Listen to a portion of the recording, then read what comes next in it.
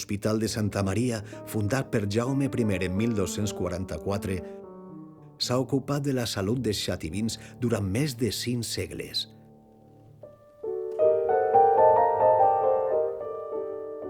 La Col·legiata Basílica de Santa Maria és coneguda popularment com la Seu.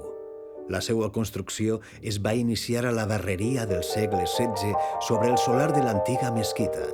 Es va demorar més de 4 segles i avui en dia continua inacabada.